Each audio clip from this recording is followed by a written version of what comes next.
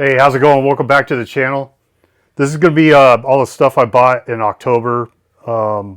It's not a lot. It was a pretty small haul. I had 3 festivals I went to this month. So that's where most of my money went. I got my buddy Mark here with me. Mark ran a label back in the day called Rotten Records out of his apartment in Roseville, right? Yeah, I was a kid. I was putting out records before I had a car. Before I had a driver's license, actually. Nice. What was was Incantation your first thing? So I did 3 releases. The first 2 were split label releases with Relapse, like right at the beginning when Relapse was just getting started. We did the Apparition 7-inch. That's the one. Okay. And then we did the reissue, the first version of the reissue of Incantation, Entrapment of Evil. Yeah. That was like after the whole controversy over it coming out on Seraphic Decay Records, and so we did the reissue on that. And then I did a 3rd release, Phlegm, Masterpiece of Mutilation. Yeah. Excellent. And then being a teenager, kind of got kicked out of my house and life and stuff, screwed that all up, and that kind of like killed the label. But yeah, I mean, I obviously go way back with death metal and all that stuff. So correct me if I'm wrong. Acid Bath was not a release from you, right?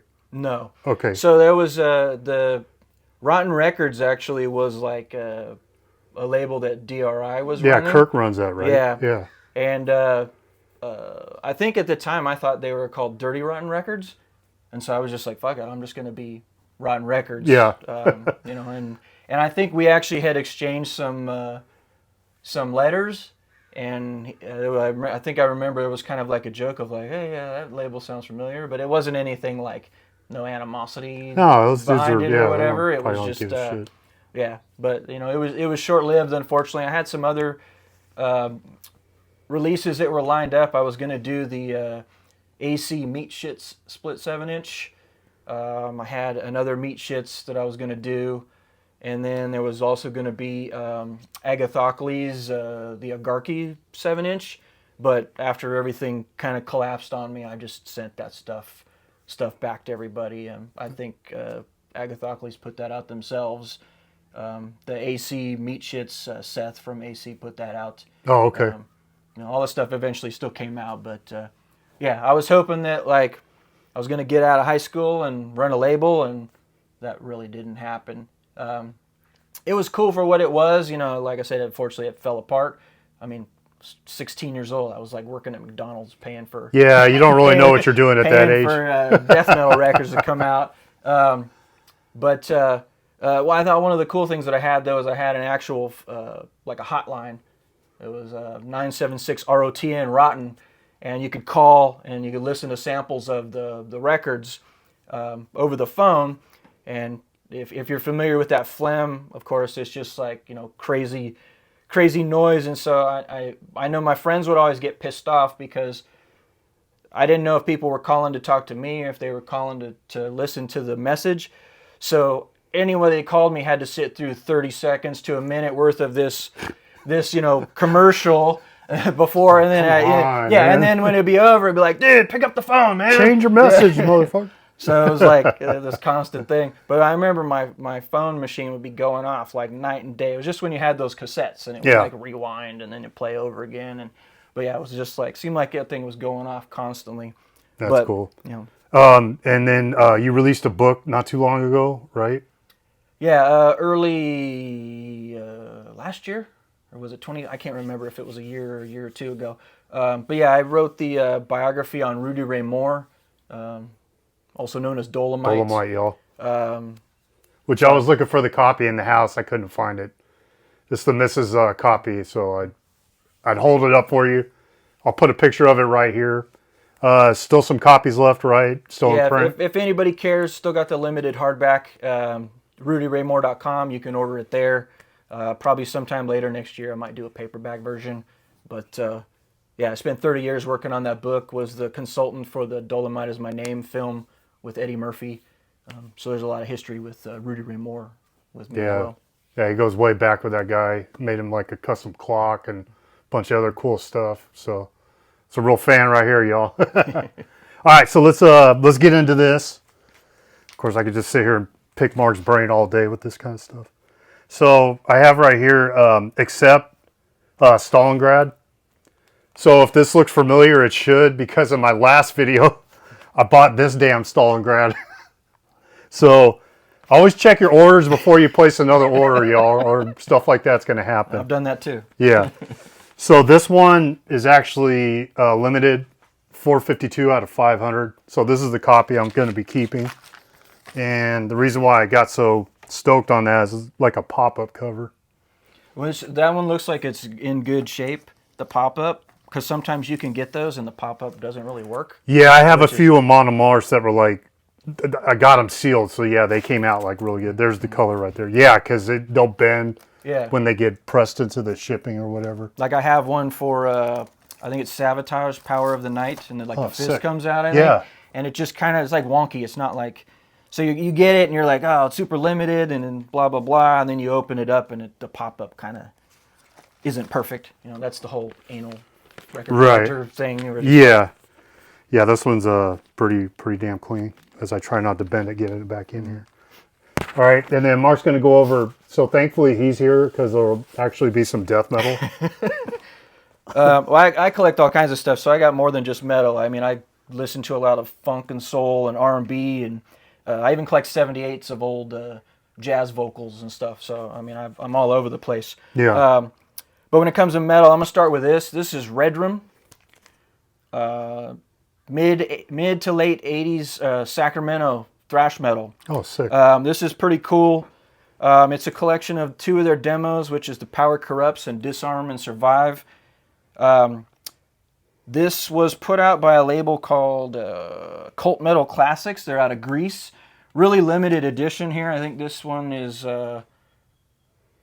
limited to 100. I got number 60. This is an orange and red transparent vinyl. I think they did like 300 CDs. So it's not like a huge pressing, but I think they did a really good job on this. The sound on this is really good. I recommend this. Just check this out, even if you just want to look up Redrum on YouTube. Of course, there's a couple other bands called Redrum. These guys, I've caught them in junior high. I used to be able to go to Dimple Records. It was when out in Roseville was the first one, and bands used to bring their tapes in for consignment.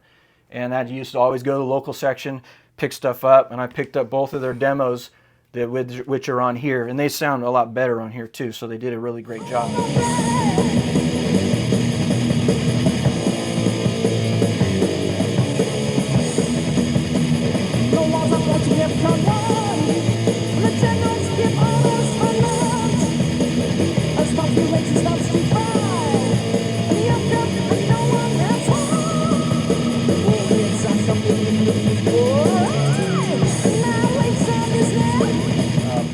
I remember I was in a journalism class for like 8th grade, and for our year-end like final, we actually published like a print newspaper for school, and so I did an article on local bands, and I remember calling, I think it was the drummer Mike from this, because it just called the number on the tape, and did a little interview with them, and I covered some other local bands on there, so I was covering underground bands in my 8th grade school newspaper back in like nice. 88 or whatever. So this is cool. They're one thing that kind of sets them out a little bit different for bands at the time is they're a little bit more political. There's a lot of stuff about like nuclear war and things on here, whereas most bands at this time were just singing about like evil shit. You know? Yeah. Well, I've been wanting this for a while. Dying Fetus, Killing on Adrenaline.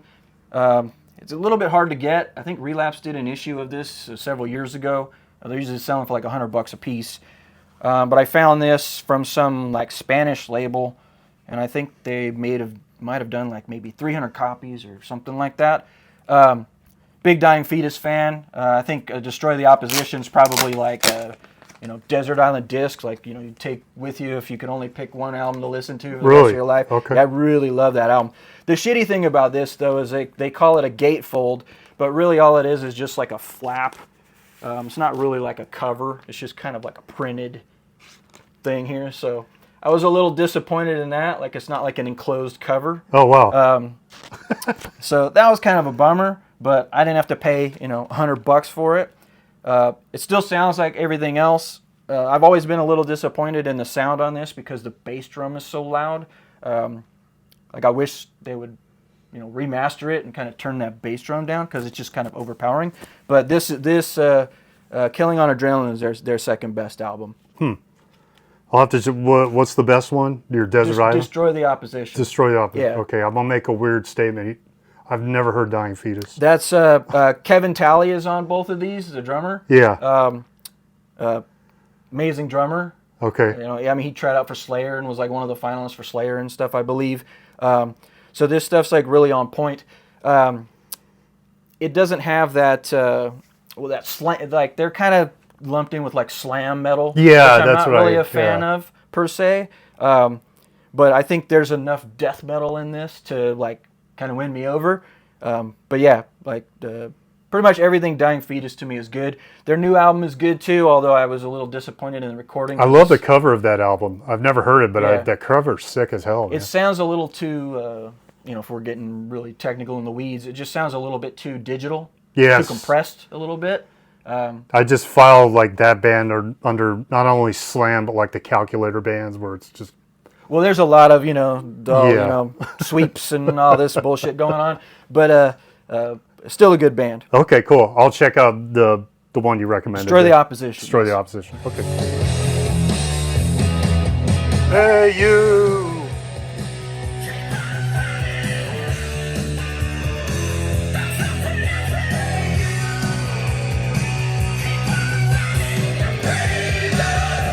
All right, so my next one, these guys are from Sweden. This is Bullet with the album Bite the Bullet, which was their first one. I believe it came out in 2007. Yep, sure did. These guys, if you're a fan of AC/DC or Accept, you could flip a coin on their songs. It's going to have one of those sounds to it. But they're just killer. So it's like a silver clear. Yep, nice good gatefold. Excellent cover. I love that cover. It's really good. So yeah, Bite the Bullet. You tend to like a lot of that. I'm definitely in the traditional sense. Yeah. It's really hooked me in, especially over the years. Bands like Visigoth, Eternal Champion. I love them to death. Mm-hmm. It just, my ears like really just locked into that stuff. That's not like an area that I've explored a lot. I have a few things like, I like early Witchfinder General and stuff like that that I really like. Angel Witch and stuff. Yep. But I haven't been really able to get much into like kind of the newer. You'd be surprised. You'll probably end up liking a lot of it. Well, maybe you'll have to introduce me to a couple things. Yeah.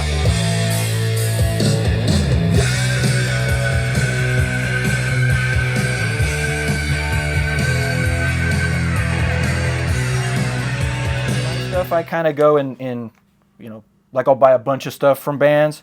So who doesn't need some goat penis in their life? Yes. Everybody needs goat penis in their life. War metal from South America. I'm a big war metal fan. These are all reissues on Nuclear War Now, great label. Yes. This I think was their first album, much more raw, from back in the day. That's Inhumanization. Then I also got this Decapitation Philosophy, which is a much later one. I think this is like 2008. I could be wrong on the dates. I don't pay much attention to dates and such.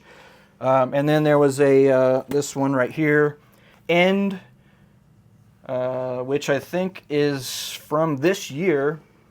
And apparently the band is now broken up. I guess 2 of the band members have passed away. So they've decided to call it quits. Who knows what they'll end up doing. I know that one of the members is also in a side project with the singer from Blasphemy and somebody from Blasphemaphasia from Italy. I think it's hard to pronounce the name, but it's Blasphema Gota Christ, which is like a combination of like all their stuff or whatever. And that's cool stuff. It's also nice to see something actually new coming from someone who's from Blasphemy, considering that Blasphemy's been like living off of 3 albums from 1990, essentially. Right. I honestly don't have a problem with that. Usually, like you knock out your trio, and you should be, because it seems like did you go like let's say, did you pick up the new Suffocation? Yes. Okay, so I just always just go back to the originals, but you'll find something good on it, I'm sure, that you like them. Yeah, but I mean, it's kind of like what you're saying. Like I was thinking about something like Cradle of Filth or even Suffocation, where, of course, those early albums are like really in our DNA. Like that was like when you only had 50 death metal albums to choose from back in the day. It was like you listened to them nonstop, so you're familiar with every part of it. Yeah. When you just become inundated with so much stuff, it's hard to see where it differentiates from the rest. There's really like nothing that really stands out a lot to me on the new Suffocation. Right. It's just like a modern death metal. Yeah. They're not coming up with like those crunchy breakdowns like they used to have, and we could even say that was kind of slam back in the day. Yeah. It's a decent album, but it's kind of like you say. I listen to that and I go, nah, maybe I should put on Human Waste or Pierce from Within. Yeah, you're gonna have your go-tos. Where you're like, let's go back to that other stuff. Like we went and saw Maiden on that Book of Souls tour, and I was like, dude, Maiden fans are the worst because they like encourage that crap, just this constant prog albums. I'm just like, dude, that was like at Aftershock. I was like, I don't want to hear this stuff, dude, but whatever. That's just me. I'm that old curmudgeon guy. I don't like the new stuff. Yeah, I saw the set list from Aftershock, and there was maybe like a couple songs on there that I recognized. Like they played a couple things from Seventh Son, which I don't mind. I like that album. Well, you had 5 off Somewhere in Time they played. Then you had 5 off Senjutsu. Then you had some of the Seventh Son stuff sprinkled in, and a couple other hits. So it was cool, but it was like shit. I had to sit through the Senjutsu stuff, which I can't stand, but whatever. Paul Di'Anno, rest in peace. Yeah, R.I.P. Just passed away a couple days ago. Since we brought up Aftershock, I'll just bust this poster out real quick. So this is it's a real heavy screen printing, like on a real heavy cardstock, and it's numbered 281 out of 500. So that was kind of cool. Just a little thing to hang up in the kitchen now. How was Slayer? Actually, dude, believe it or not, Slayer, Anthrax, and let's just leave it at those two. That's probably the best I've ever seen them. Really? And I don't know, it's because Slayer's been gone for 6-7 years, but it was the best set I've ever heard. Well, there was some World Pain and Blood and shit in there, but they played Postmortem. They played all the stuff you want to hear, and it was precise, tight, amazing.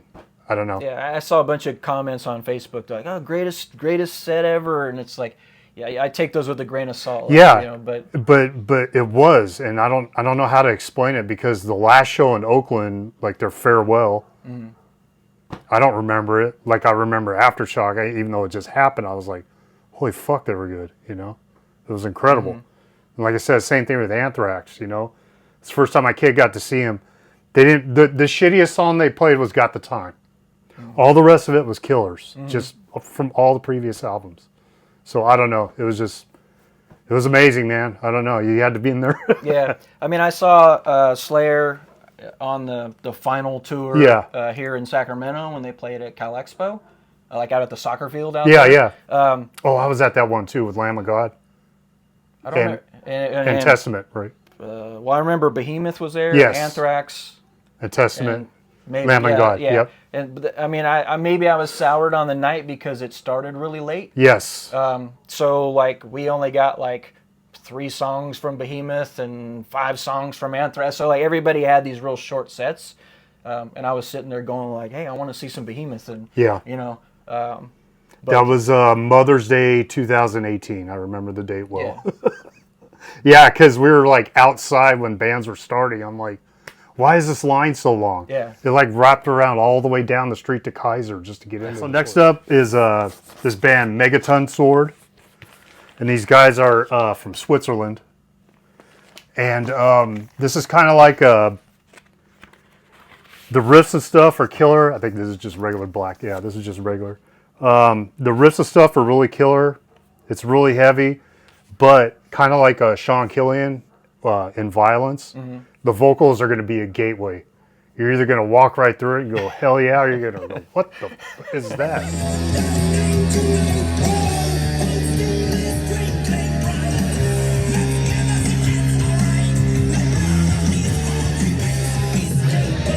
Let none of these hardly wimps escape alive. Classic.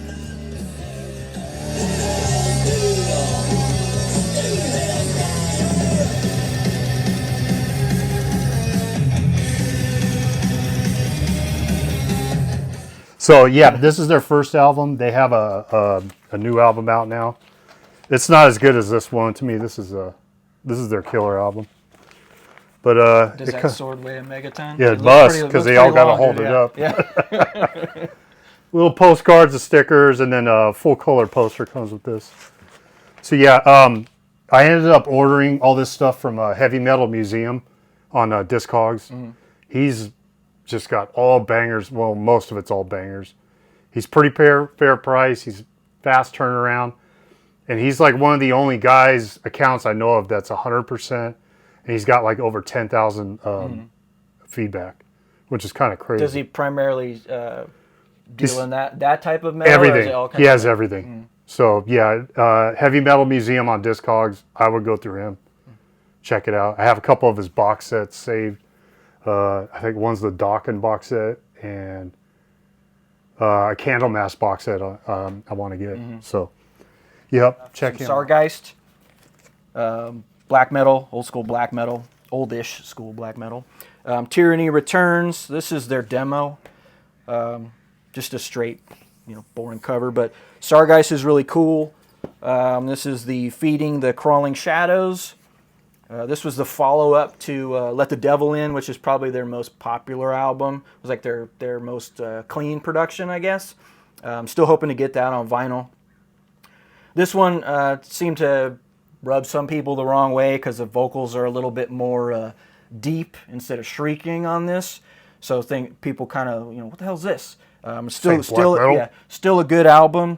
And then also I got Unbound, which is more, I think this is their latest one. And then I just ordered 2 more through Season of Mist. They got 2 more reissues coming out through, I think Osmos is putting them out, so I ordered those through Season of Mist. Sargeist is, I forget, it's a side project. He's either in Horna, I think he's in Horna. So he has this as a side project. And there was a period where several of the members from Behexen were also in the band.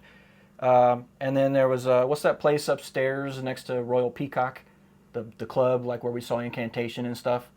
It's in the floor. Holy Diver. Yeah, Holy Diver. I saw Sargeist there at Holy Diver 5-6 years ago, or whatever. Yeah. Which seemed like Behexen was on tour, but it seemed like on off nights they were doing little Sargeist, because it was probably just like Behexen and then the singer from Sargeist just kind of doing off nights. Little one-offs, yeah. Most of the members in Behexen were in Sargeist at the time. Which was cool to see them. I mean, you don't really see Finnish black metal showing up in Sacramento. Right. So it was cool to see them. If you like that old school-ish black metal vibe, where they're talking about annihilating humanity and praising Satan, like this is always good stuff. Huh. That's kind of cool. And rest in peace, Holy Diver. No longer with us as a club. Just got one left. All right. So I have here Sirathungal, King of the Dead. So I've been wanting, there's a red version of this that Metal Blade reissued. It's there's only like 300 copies of it, and the price of it fluctuates up and down. So this is just the standard black one. I'm just going to buy this for now. Is it the 180? Yes. So you got it as in the import. You can tell that these are imports because of the sleeve, Metal Blade sleeve. Yeah. Yes. So this gets released through High Roller, I believe, if I remember right. It's a Metal Blade release, but I think it runs through High Roller. Well, there's a German Metal Blade office. Yeah. Okay. Cool. Yeah. So I know they're hand in hand. I'm working with that stuff. This thing comes with a nice book. It's got a bunch of photos and stuff in it, lyrics, stories. So I did get to catch them twice last year, or this year actually, and they're no more. They're not going to play anymore. Well, we've all heard that before, but yeah. So it comes with a big giant poster. What year did that come out? like 80. Yeah. So it's real early heavy metal. Yeah, Tim's vocals, that's another gateway one too. You're either going to love it or hate it.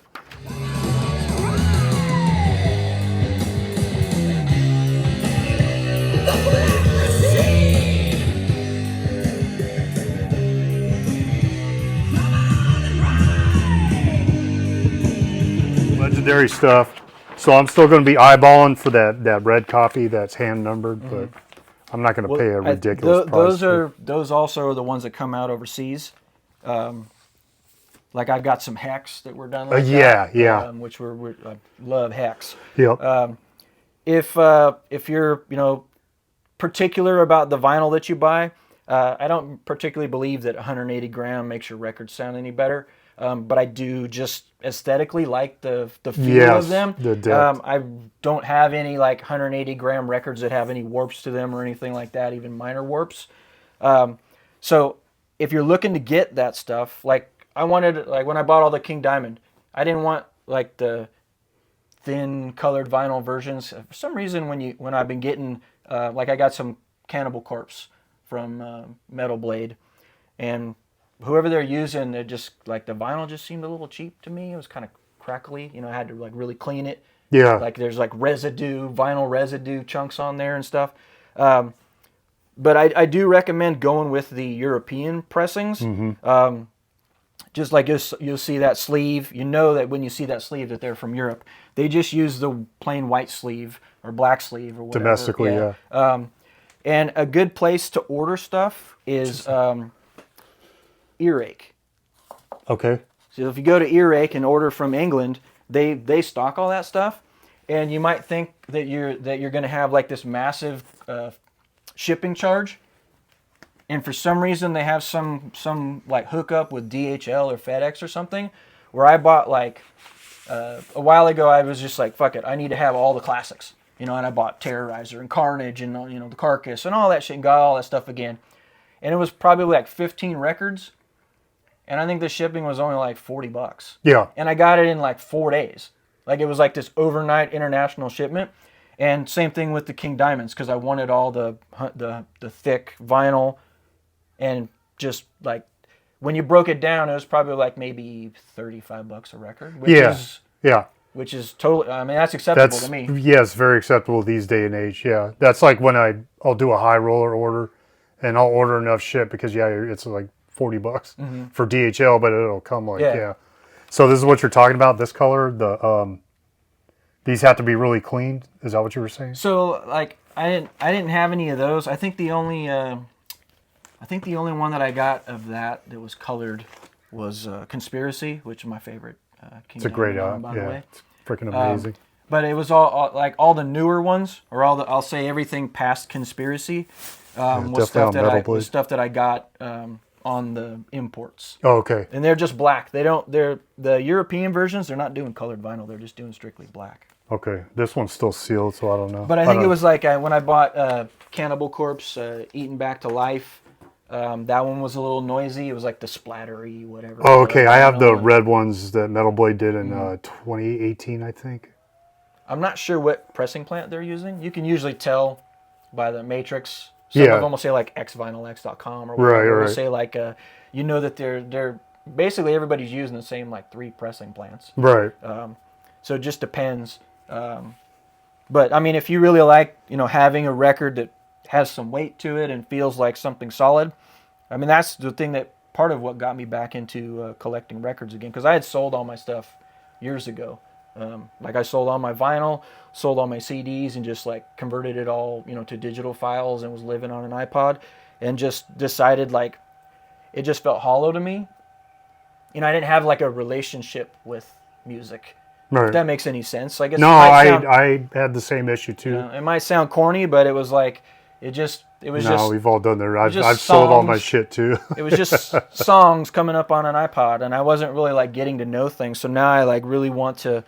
Like if something comes on, I'm in the car and I have it on record, I skip it. Right. Like if I have it on record, I bought it so I can listen to it on record, and that's the only way I'm going to listen to it. I mean, it is kind of records kind of become my heroin in a way. But I am really enjoying the process but do your homework.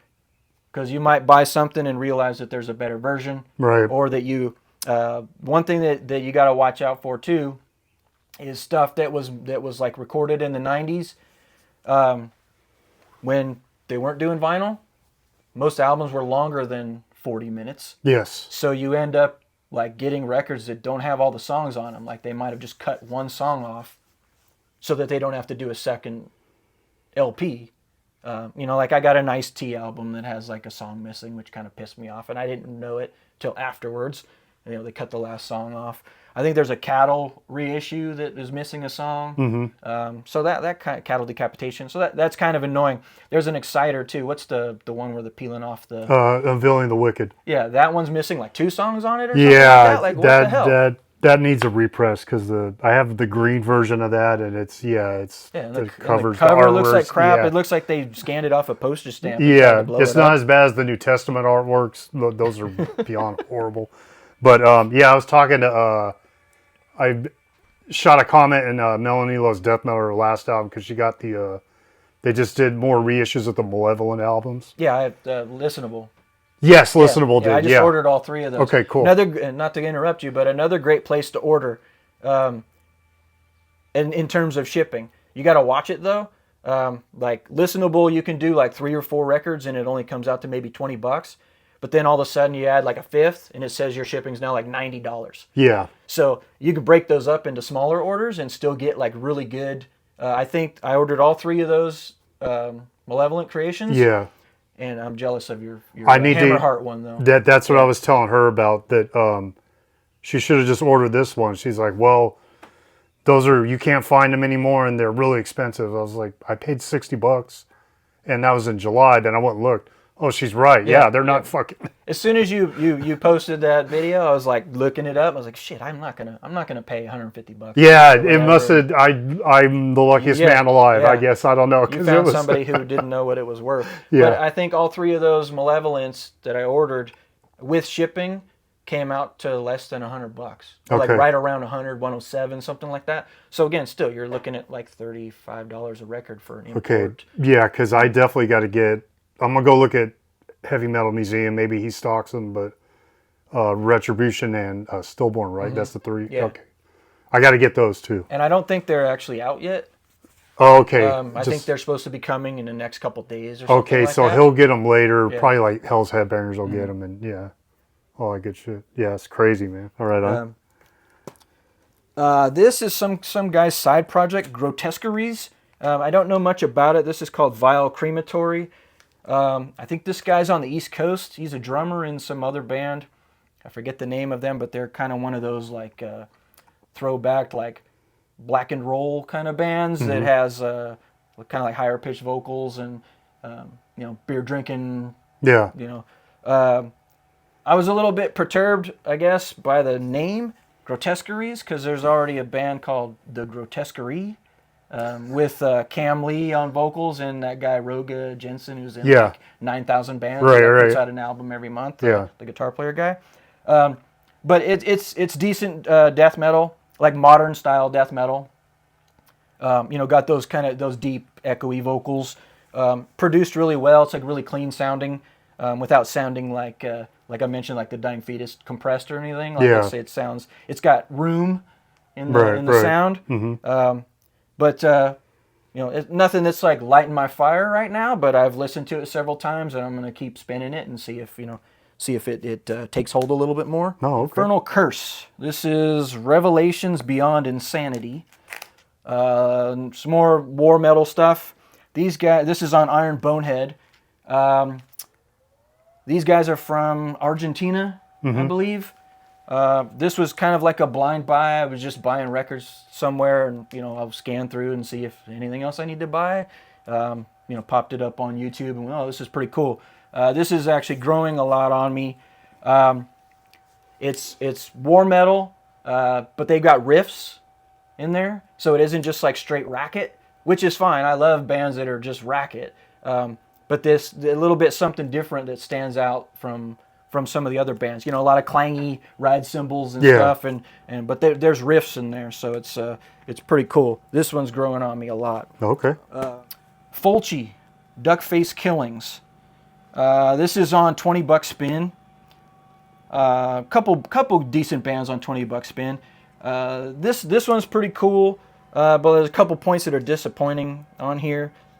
These guys are from Italy. They're named after the Italian horror director Lucio Fulci. I was going to say there's probably a theme behind it somewhere. Duckface Killings is based on the movie New York Ripper, where this guy's going around killing women, and he calls people on the phone and quacks like a duck and stuff. And, it's like from 83. It's a cool movie. Yeah. But again, this is kind of like that modernish death metal sound. There's a couple parts here that I'm really struggling with. There's a song on the end of side 1 that's got a rap part in it. I can't really wrap my head around the rap. And I don't know if they've done it before. This is not their first album. I think this is like their 4th. Mm-hmm. But the rap just takes me out of it. Like, it doesn't belong in there. And then there's another song on side 2 where they've got a saxophone in there. And I know that they're referencing the movie soundtrack, but it just again, it seems out of place. So it's really disjointed, because I'll kind of be getting into side 1, and then all of a sudden this rap comes on. I'm like, ah, shit. And then you turn it over, and you're kind of getting into it, and then the saxophone thing comes on. Comes blazing into. Yeah, it's just kind of like, So I don't know. Maybe I just need to like get a digital version and cut out the saxophone and the rap part, the big boy. Divine Empire Redemption. This is a Hell's Headbangers reissue. I'm not sure what the year is on this, but this is like I think a late 90s, could be early 2000s, but a bunch of guys from Malevolent Creation, a side project. Derek Roddy, I think, is playing drums on here. Okay. Basically, if you like Malevolent, you're gonna like this type of stuff. This is actually the only album of theirs that I've heard, so I'll probably be digging in deeper to their catalog. Okay. I just tend to be a snob now, where I really don't buy CDs, and if I can't get it on vinyl, I don't listen to it. So this one was cool. This is the reason why Dan wanted me to come over. Yes. So this is. Here, hold this up. Okay, cool. Is it heavy as hell? Heavy as hell. All right, so I wanted you to hold it because it's a metal plate. This was Nuclear War Now is starting their own pressing plant called Helios Press, and they did this as a fundraiser. This is the Blasphemy Fallen Angel of Doom album from 1990. But the special part about it is it's a like alternate like demo version that's never been available before. Apparently there was like some cassettes that were distributed. This is 260 of these were made. Okay. So it's an alternate recording, or as I would say, alternate vocals that are just like insane with effects and stuff. Like, I mean, it sounds like, a Demogorgon is like singing the songs on here. It's like they went overboard with that stuff, but it's actually really cool. It's just that metal plate, and then on the inside, you want to open it? Yeah. I mean, this thing probably weighs like 5 pounds or something. But we know it's not records. No, it says Z-Try Wolf, which I think is my kid's YouTube channel. So this might be some G Fuel t-shirt or who knows what. All right, so you cracked it. All right, so when you open this up, it's just this plate on the front that's like some laser engraving or something, or some kind of laser printing of the artwork. Mm-hmm. And then when you open it, I actually it doesn't come in a sleeve on the inside, but me being like super anal, I put it in a sleeve. But the record itself is just sitting in here like this. It's a nice colored vinyl, and then what they did was they put outside of like your little certificate or whatever that shows your name and your number, it's got a if I can get in here, it's got this little like plastic, like that's their logo for like their Helios Press, and then there's a insert here which is just like this nice printed with the logo, and then it's got like all the people that supported the fundraiser that they did for the Helios Press. So there's like, a couple hundred names on here. And they also did some other, I mean, this thing is, it's heavy. It's like a solid piece of metal. It's really cool. Yeah. They also did like a Sabbat or Sabbath, however you want to pronounce that. Right. I'm not necessarily a fan. Not the English one, the Japan one. Yeah, the Japanese. They did a Conqueror. I think they did it's a Goat Lord. So they did like 4 different of these. Did they do the first Beharit too? Did they do? No? Okay. Not in this version. I have that one with the big book, Yeah, it's drawing like the down the hardback moon. one. Yeah. Yeah. Really, really cool stuff. This, and I was happy to support. I think it's really cool what he's trying to do over there by building a pressing plant. Like that's a monstrous Right there in San Antonio, Texas. undertaking. Yeah. Yeah, I mean, I can't imagine like if you follow him on like Facebook or Instagram, you can see all the stuff he's having to install, and he's had to go overseas to buy some pressing, units and all this kind of stuff and get trained on it. Like I can't imagine like all the work that's going into this. So if you can support Nuclear War Now. The other thing that was cool about this was anybody that supported these special versions also got like a 25% off on all their orders. Nice.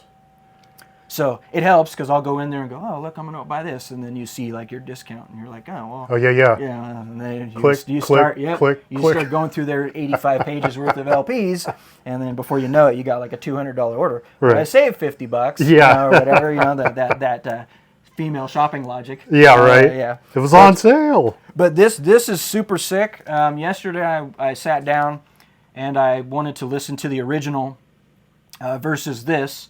Unfortunately, the album has like pretty poor quality. Yeah. Originally, the production on it sucked. From 1990, it was on original Wild Rags. Like it's really like tinny.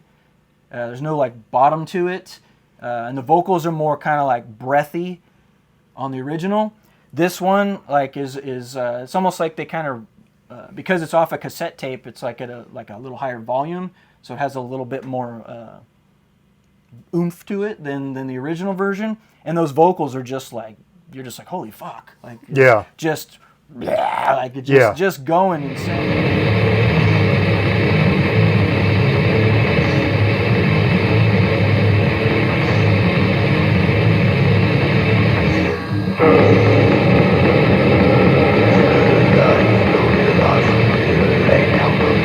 Because you hear something and you've listened to it 1,000 times already, and you're pretty like dedicated to that version. But this one is just it's much more raw, if that's even possible, because the original was so raw to begin with.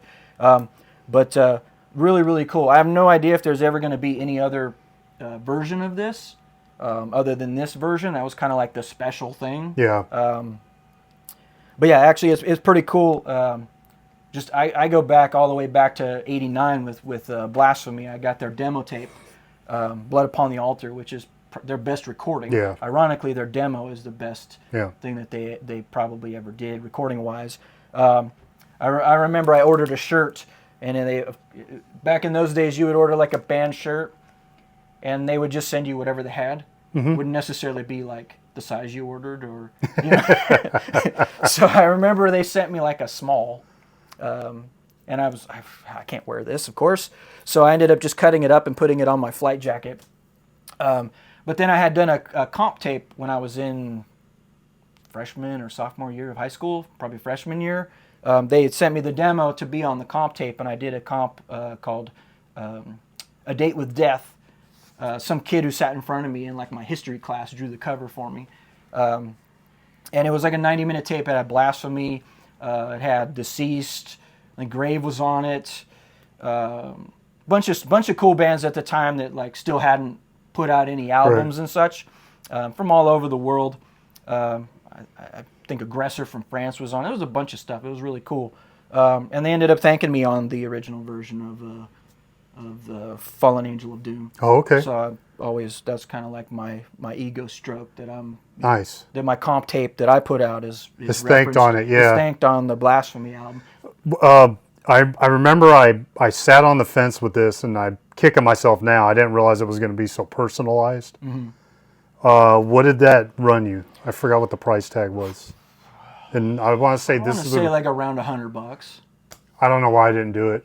Now that I'm looking at it, I could have had my own thing signed. And I mean, if it's catch-22. So I mean, if they'd have charged $200 for this, I probably would have bought it. Not so much that I think that the item itself would be worth $200. I mean, you're going to be paying way more than that now if anybody wants to sell theirs. Yeah. But it was the idea that what they're trying to do, like you're not just buying this album, but you're supporting the idea that someone in America is building, you know, a record pressing plant, potentially just so they can press more metal records. Yes. You know, let's say I had an issue with a Hell's Headbangers pressing. It had like a little bump in it. Looked like a piece of dirt or something, whatever. It popped like 3 times as the needle went around. Of course, my mind is exploding, like I can't have that. And they were just like, no, here. And they just sent me another one. Yeah, just shoot. Problem solved. Yeah.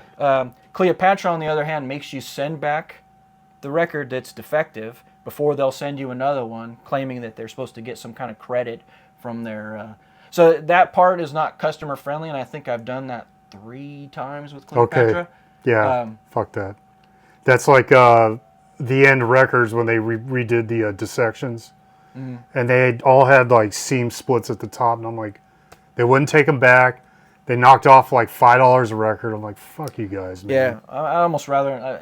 again, it's the anal record collector. Yeah. Like, I want my stuff to look brand new, and I always want it to look brand new. I bought it brand new. It better be brand new. Like, I think about it like this. If I was in the store and saw that, I would have passed. Yes. So why should I get a Why record? are you sending me this shit that looks like this? And some people knock Amazon, but I order tons of records off of Amazon because I have Prime. And if it comes and it's got like the most minuscule piece of damage on there, send it right back. Yeah. I send it right back. I always order from them. I never have a problem. Like you said, just send the shit back. Yeah. So, totally kicking myself now. We'll wrap this up here, but this is all the stuff we got in October. This is pretty fun. Have my buddy here, right? Thanks for having me. You mentioned Wild Rags. Any chance you want to tell that Richard C. story you told me years ago? I can. So again, back in the day when I was like before, I think this was before I was, it'd be right around the same time I was doing Rotten Records. So we're talking like late 80s, very late 80s, like early 90s. I think 90 was the year that those records came out that I put out. Yeah. And Richard C. was actually pretty cool. He used to send, like, he was actually really generous. He used to send me, I had started a newsletter for record reviews only because I wanted free records. Mm-hmm. Like, a lot of the projects that I've done in life is just so I can get more shit. Right. You know? So I did this little, like, flyer thing, and I'd mail it out to people and stuff of my, like, record reviews. And I started getting stuff from, like, Death Records, which was, like, the Metal Blade subsidiary with, like, Dr. No and DRI and all that stuff. And, you know, Wild Rag sent me some stuff. He actually sent me the original of Fallen Angel of Doom. It was on red vinyl. Other things like Dorsal Atlantica, the first Impetigo album. Yeah. By the way, massive Impetigo box set coming out from FOAD in Italy next month. Oh, sick. Huge. It's like 8 LPs, 5 CDs, 3 tapes, a book. Like, I'm going to get that. I'm like really, really excited about that. Thanks for the heads up. Yeah. Who knows? I mean, $500, done. I'll pay for it. Yeah. Super excited about that. But he was really cool. He used to do his newsletter, which was always really cool. Mm-hmm. And I think there was a time that he like ran an ad for me for my label in there. And this was right about the time when everything was collapsing in my life. And I think I owed him like $30 or $50 or something like that. Like it was, and I sent him a letter of just like, you know, hey, I can't pay you right now. Or I mean, I was like, I didn't even have $30 to my name, trying to figure out where I'm going to live and all this stuff as a 16-year-old. And I remember I should have kept the letter, but it was like he sent me a letter, basically like threatening like he was gonna beat me up. Yeah, he was gonna ride his Harley up to my house, you know, and exact his revenge on me or whatever it was. But I remember specifically it said, you know, leave this letter out so the cops know that I warned you, or something like that. Like that's an excuse. Like if he came up and beat the shit out of me, and then the cops show up, they see the letter and go, "Oh, well, you were warned, dude." So she should have been out of here. Yeah. But it was like Richard C's coming for your ass. It wasn't like I ever had any chance to make good. I mean, again, it seems stupid, $30. But yeah, $30 pretty goddamn when dumb. you're 16 years That's old. a lot of energy to be wasting on somebody. And yeah, I owed him $30. But after I got these threatening letters, it was like, fuck him. I'm not gonna, like, why would I pay him now? Fuck this asshole. You know what I mean? Who wouldn't think that? Of just like, dude, really? Like, and he's probably going, dude, really? You don't have $30? But I mean, honestly, I didn't have $30.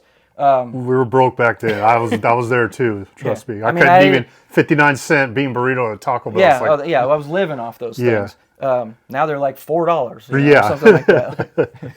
But yeah, it was just, and I think I remember Jason. You had him on your thing here too, because a friend of ours, Jason, was also involved in some of this stuff, and I think he, in one of his newsletters, he tried to like talk shit about me and Jason, saying something about like he saw a photo of us like hugging each other, arm in arm, or trying to imply we were gay or something like that. Like it was just like, how childish is this, man?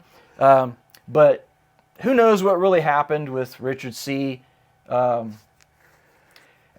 mean, it's always 50-50 stories with that guy. Like you'll ask the singer of Nuclear Death what she thinks, and then she'll go into that. And then I actually went to Wild Rags once back when it was in Whittier. I just remember the store was just packed with shit. Like he had these pillars in the middle of like racks, and there were shirts like folded and stacked all the way around it. And then there was like a wall of like probably CDs or cassettes or whatever. And then there was Richard. It's just putting that story together and just remembering what he looked like and just wasn't he kind of short? Yeah, he's just all these Hell's Angels or whatever. And him like as far as I know, that store originally started selling like spandex and like it was like a clothing, like a cock rock clothing type of store. But I mean, he really did a lot for the underground at the time. Totally. I mean, I could say that he was an inspiration to me in some ways. And it was, I mean, the guy was sending out supposedly like 20,000, 30,000 of these little newsletters that he was like every couple months. I mean, that obviously had to be expensive. Who knows if he ever paid the bands? I know like Blasphemy basically said that they never got paid for that Richard would just say, oh yeah, you got to roll it into your next album. Like, like, they're like, what do you mean? Like, you don't have any money to pay us for this album? Right. But I mean, he did some stuff. He put out a lot of people's demos. There's still those people that comment about like the potential gray area where did he really have permission to, duplicate those demos or whatever. But right. It's almost like the Seraphic Decay thing too. Yeah, it's like that's a whole nother thing. But yeah, I mean that's my Wild Rag story. That's cool. Mordant Red, I don't know if you ever follow his channel, but he had I've seen a couple of his videos. I think I sent it to you, that whole thing about Wild Rags, and I told him that Richard C. story. It's just all these characters that we met over the years in the underground. But thanks for telling that story, dude. So I hope you guys enjoyed it and stuck around for it. We'll probably do this more often, I'm sure. Let me know what you guys think. Anything else, dude? No, just keep buying those records. Yeah, we all will because we got a problem. All right, cheers, everybody. I'm heading out next week down to Atlanta for the Mass Destruction Fest, so watch out for that video coming up. Check out my like I said, 3 festivals this month. I didn't film anything from Sunday from California Death Fest, but my Aftershock video's up, and my what's that called? Oh, Volcanic Strike in Hawaii. That we went to that one. Anyways, check them out. All right, cheers, everybody. See you later, Mark.